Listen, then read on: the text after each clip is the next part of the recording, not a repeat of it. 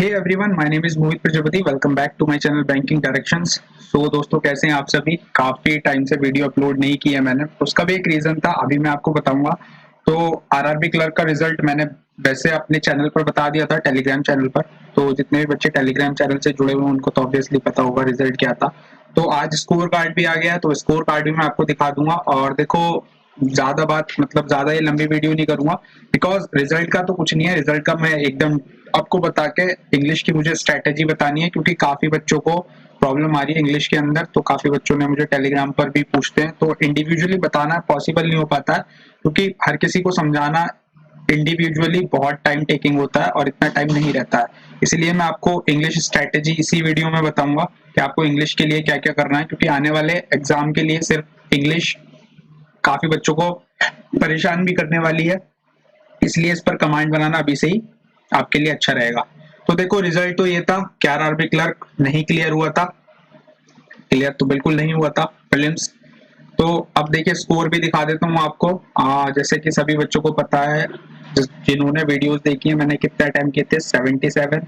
UP से भरा हुआ था और यूपी से ही मैं बिलोंग करता हूँ, तो यूपी से भरा हुआ था। 77 अटेम्प्ट किए थे। चलिए स्कोर कार्ड भी दिखा देता हूँ, मैंने स्क्रीनशॉट लगाया है पीपीटी में। तो ये रहा। Wait for a second, I have to change the pen colour.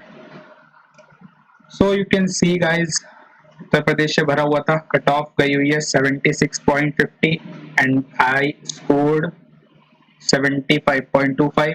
सो यहाँ से देखो यार, अपना लेवल आप जज कर सकते हो। अगर आप भी एक मार्क्स, हमेशा मैं ये कहता हूँ, एक मार्क्स 2 मार्क्स से रह रहे हो, तो आप कहीं ना कहीं थोड़ी बहुत गलती करके आए हो। और ये आपको पता ही होगा, बीओबी वाला केस अभी जो हुआ है कि बीओबी ने वैकेंसी विड्रॉ कर ली है, तो ये चीज होती रहती है यार। तो यहाँ पर देखो, हम कहीं ना कहीं बिल्कुल गलत नहीं है। हमारी प्रैक्टिस अच्छी है, सब कुछ अच्छा है यार, बिल्कुल। क्योंकि 75.25 is not a bad score, I think अच्छा स्कोर है। और इसीलिए मैंने 77 अटेम्प्ट कर दिए थे कि मैं सोच के गया था इस बार तो, क्योंकि पिछली बार भी ये नहीं हुआ था, पिछली बार भी शायद 0.25 मार्क्स से रहा था।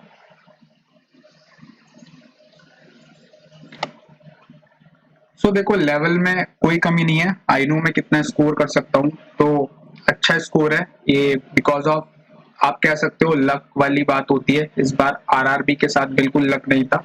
तो आरआरबी कोई एग्जाम नहीं हुआ आरआरबी का, तो आरआरबी तो अब चला गया। आरआरबी का जितने बच्चों का नहीं हुआ है प्रीलिम्स, भूल जाओ आरआरबी को। अब नेक्स्ट एग्जाम जितने भी उन पर फोकस करो, क्योंकि वो कहीं ना कहीं आरआरबी से अच्छे हैं। मैं तो कभी देखो इसमें जाना भी नहीं चाहता हूँ, आरआरबी क्लर्क में तो मैं बिल्कुल कभी भी नहीं जाना चाहता था। और ऑलवेज मैंने अपनी तैयारी स्टार्ट की थी पीओ लेवल के लिए, कभी मैंने क्लर्क लेवल के लिए सोचा ही नहीं है। क्लर्क के लेवल के बस मैं एग्जाम देता रहता हूँ, और कभी क्लर्क लेवल के क्वेश्चंस भी नहीं करता हूँ, हमेशा पीओ लेवल का प्रैक्टिस करता हूँ मैं। तो क्लर्क लेवल के सिर्फ मैं मॉक टेस्ट ही लगाता हूँ, दैट्स इट। इसके अलावा मैं कुछ नहीं करता हूँ क्लर्क लेवल के लिए। तो मैंने जब तैयारी स्टार्ट की थी, फर्स्ट डे से पीओ लेवल के लिए की थी, पीओ लेवल को सोच के की थी, और मैं टारगेट भी उसे ही करता हूँ। तो चलिए अब बात करते हैं इंग्लिश की स्ट्रेटेजी पे। इंग्लिश की स्ट्रेटेजी में कंप्लीट बताऊंगा, ध्यान से सुनना और ध्यान से देखना वीडियो को। और जितने भी बच्चों को प्रॉब्लम आ रही है तो प्लीज फॉलो करना, आपको कहीं ना कहीं आसानी होगी और चीजें क्लियर होती चली जाएंगी धीरे धीरे। देखो, मेहनत तो करनी होगी। तो बात करते हैं इंग्लिश की स्ट्रेटेजी के लिए। Just a second.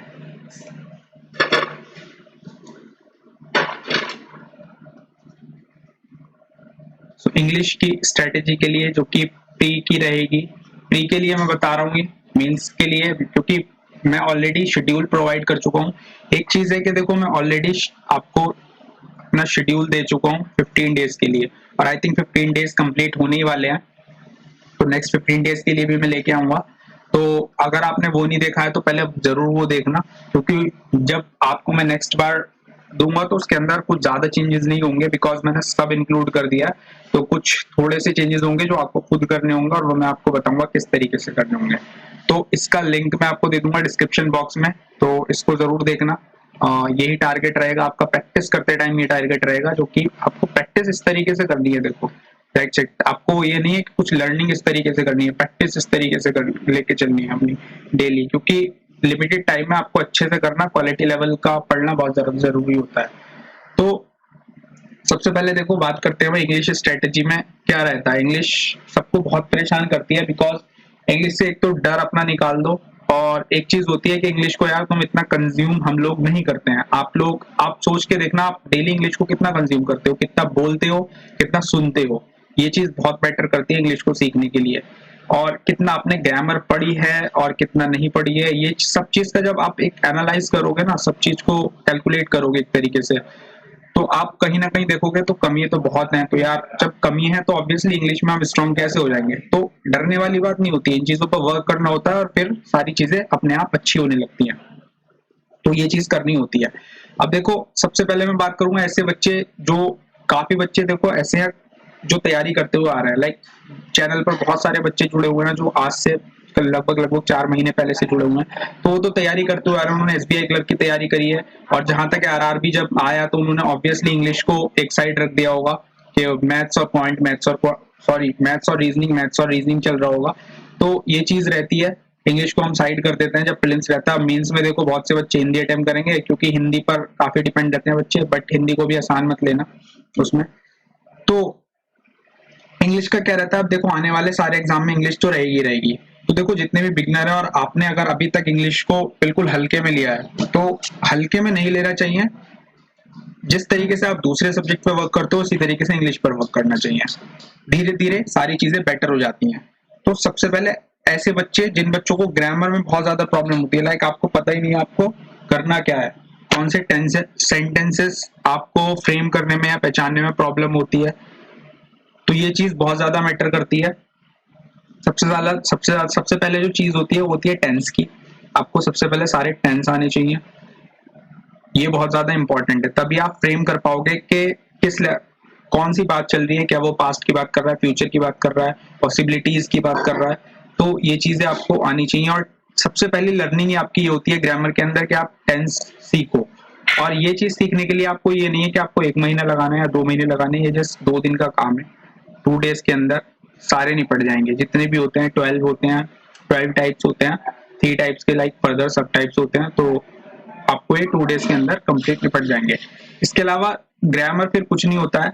ग्रामर की अगर मैं बात करूं तो देखो, कभी भी मैंने ग्रामर नहीं पढ़ी है, ग्रामर मैं नहीं पढ़ता हूं और ना ही मैंने कभी ग्रामर का आपको किसी को सजेशन दिया है कि ग्रामर पर ज्यादा टाइम वेस्ट करो।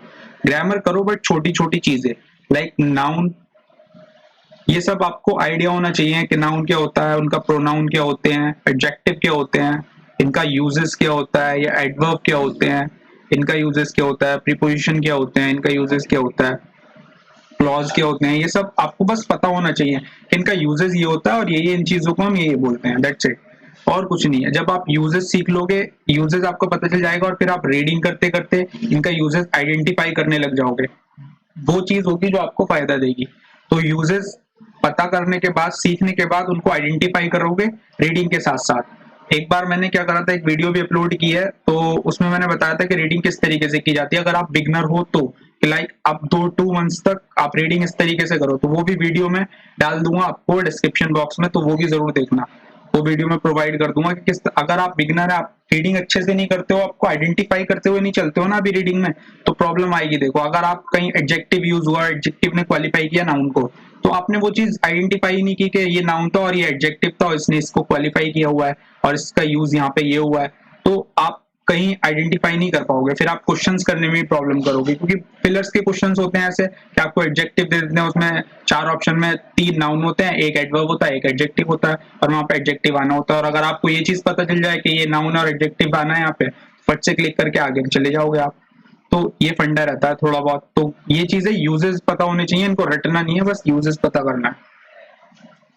देन फिर आता है आपको लर्निंग किस तरीके से करनी है। देखो लर्निंग में ज्यादा कुछ नहीं करना होता है हमें, सिर्फ आप एक एक वीडियो देख के कॉन्सेप्ट सीखो। कॉन्सेप्ट सीखने का मतलब आप हर एक टॉपिक का कॉन्सेप्ट सीखो, किस तरीके से हमने उसको सॉल्व करना होता है। लाइक पैराजंबल ले लो आप, तो पैराजंबल आप सीखो, पैराजंबल की रोज डेली आप क्लासेस देखो, 20 मिनट 30 मिनट की एक क्लास देखो। अगर आप पैराजंबल किस तरीके से सॉल्व करते हैं, उस तरीके से सॉल्व करने के बाद जब आप लगभग लगभग इसकी 10 से 12 क्लासेस देख लोगे, तो आपको हर तरीके के पैराजंबल का पता चल जाएगा कि क्या क्या हम इसके अंदर पॉसिबिलिटी लगाते हैं, किस तरीके से पेयर बनाते हैं, क्या क्या कैसे लिंक किया जाता है। सेंटेंसेस को और पैराग्राफ्स को कैसे लिंक किया जाता है, ये सब चीजें आपको पता चल जाएंगी। फिर आप क्या करोगे, प्रैक्टिस, देन उसके बाद प्रैक्टिस। तो हर टॉपिक के साथ आपको यही करना है। अगर आप बिगनर हो तो हर टॉपिक के साथ आपको सबसे पहले यही करना होगा, और ये चीज आपको लगभग करनी होगी 1 to 2 मंथ्स तक लगभग। ये डिपेंड करेगा आप पर कि आप कितनी तेजी से करते हो। तो लगभग 1 to 2 मंथ्स तक आपको यही करना होगा। अगर आप अभी स्टार्ट कर रहे हैं इंग्लिश को, ये सिर्फ बिगनर बच्चों के लिए, अगर आप अभी भी प्रॉब्लम फेस कर रहे हैं और अभी स्टार्ट कर रहे हैं तो आप आइडेंटिफाई करो और ऑब्वियसली इस तरीके से चलते जाओ। तो फिर हर एक टॉपिक के साथ आपको ऐसे ही करना है। भाई क्लोज टेस्ट ले लो, क्लोज टेस्ट आप यही करो, फिर आप सीखो और फिर प्रैक्टिस करो। लगभग 10 से 12 वीडियोस देख लो इसकी कि किस तरीके से सॉल्व करते हैं, फिर प्रैक्टिस करो। फिर प्रैक्टिस किस तरीके से करनी है, जिस इस तरीके से शेड्यूल जैसे मैंने दिया है आपको, तो ये चीज बहुत ज्यादा हेल्पफुल रहेगी। और ये चीज क्या है, आप एक तरीके से सिलेक्टिव वे में चल रहे हो, आप ये नहीं उल्टा सीधा भाग रहे हो कि अब आज मैं ये कर लेता हूँ और कल मैंने प्रैक्टिस करी थी और आज मैंने 2 दिन से वीडियोज ही नहीं देखी हैं। आपको डेली करना होगा। आप लाइक पैराजंबल ले लो, क्लोज टेस्ट ले लो, दोनों की 2-2 टॉपिक लेके चलोगे दिन के, तब भी आपके पास 10 से 15 दिन के अंदर काफी चीजें हो जाएंगी आपकी टॉपिक में, मतलब आप कॉन्सेप्ट अच्छे से सीख जाओगे।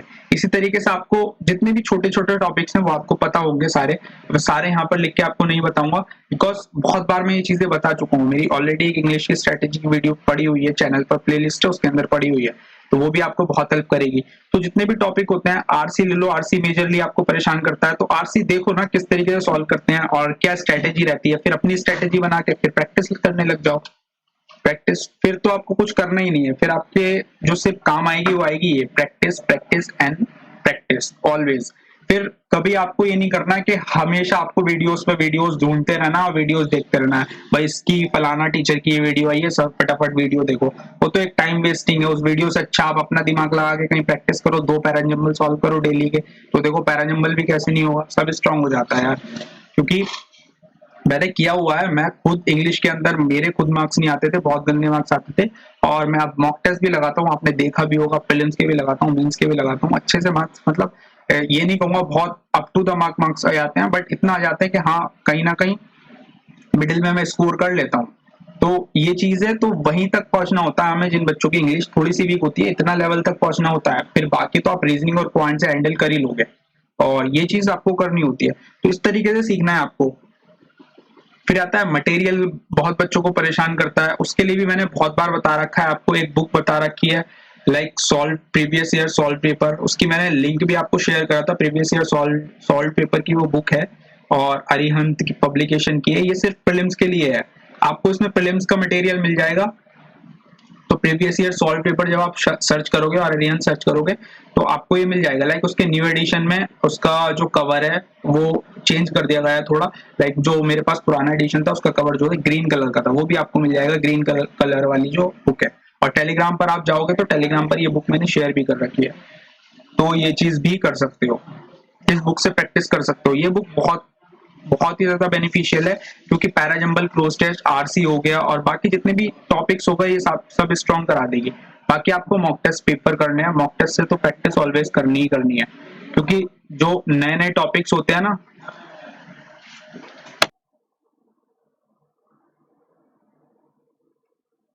तो ये चीज आपको करनी पड़ेगी बिल्कुल।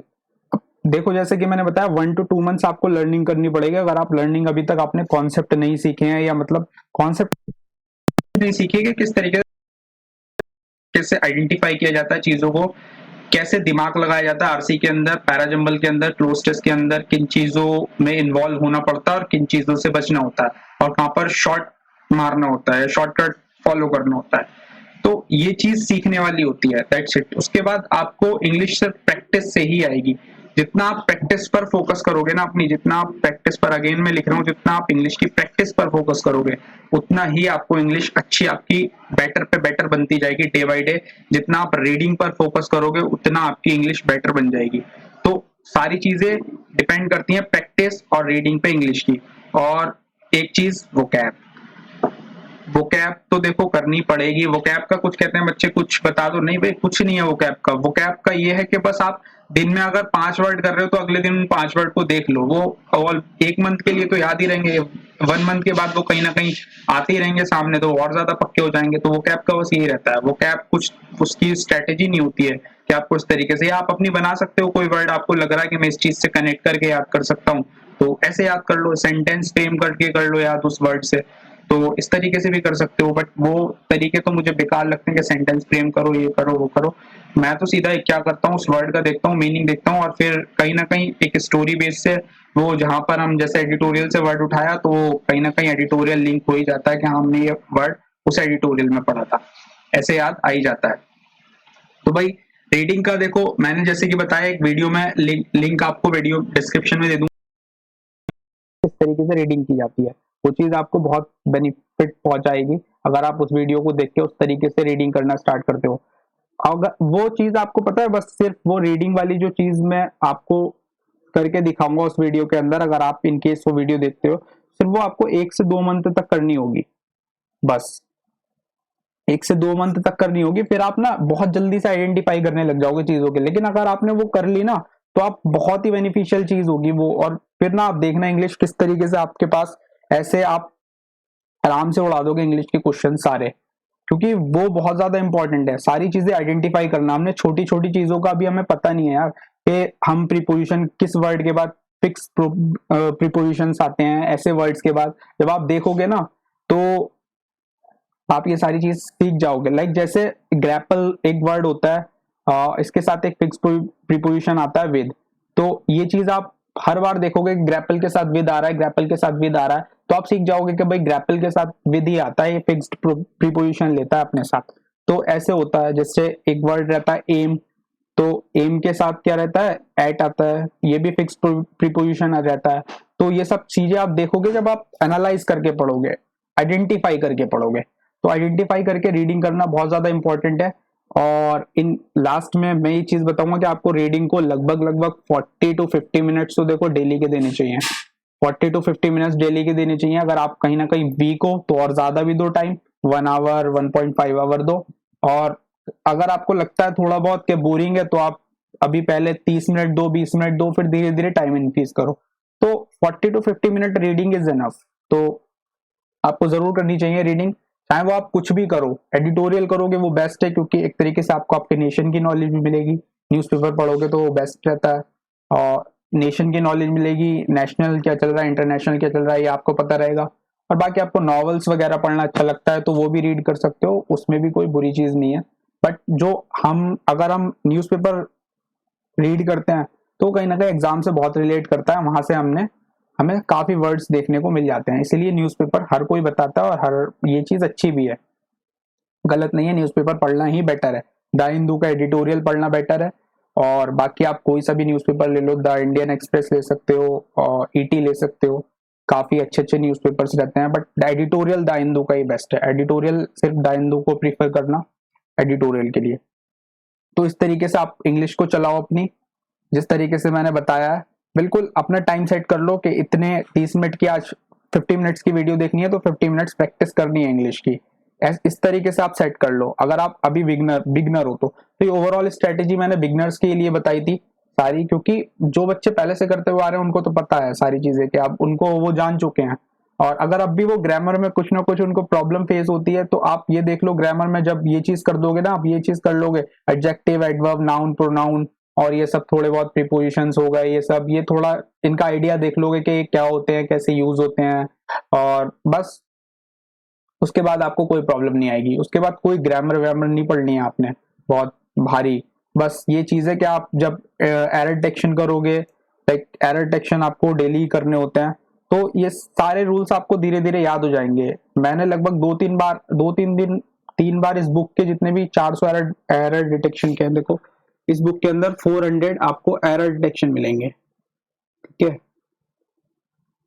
तो इस बुक के 400 एरर डिटेक्शन मैंने लगभग लगभग कितनी बार करे थे, शायद 3 to 4 टाइम्स मैं कर चुका था। तो जितनी भी बार मैं करता था एक क्वेश्चन, लाइक 10 एरर डिटेक्शन में डेली करता हूँ, तो उन 10 पे मैं एक बार क्लिक राइट मार दिया करता था पेन से। फिर मैं लाइक जब वो 400 कंप्लीट हो जाते तो अगली बार फिर रिपीट करता करता था, तो उस पर डबल क्लिक मार दिया करता था पेन से, डबल राइट लगा दिया करता था। तो उस पर ऐसे करके 4 राइट्स हुए पड़े हैं। अभी मैं वो बुक खोलता हूँ कभी कभी, तो ये है, अब करने की जरूरत नहीं पड़ती है, बिकॉज अब बहुत सारे रूल्स बाकी सारी चीजें आइडेंटिफाई कर लेते हैं, आसानी से याद हो चुके हैं, तो कोई प्रॉब्लम नहीं होती है।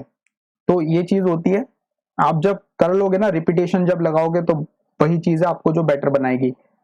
कम कंटेंट प्रैक्टिस करो बट रिपीट ज्यादा करो। आज एक पैरा दो पैरा जंबल सॉल्व कर रहे हो, 1 वीक के बाद उन 2 पैरा जंबल को फिर से रिपीट कर लो। हर चीज में यही करना है आपको। अपना सेट कर लो कि 1 वीक के बाद हमने जो 1 वीक तक पढ़ा वो नेक्स्ट वीक हम रिपीट करेंगे, या 10 डेज तक हमने जो पढ़ा वो नेक्स्ट 10 डेज तक रिपीट करेंगे। तो वो चीज आपको बहुत स्ट्रांग बनाएगी और कॉन्सेप्ट आपके बहुत ज्यादा स्ट्रांग होते जाएंगे डे बाई डे।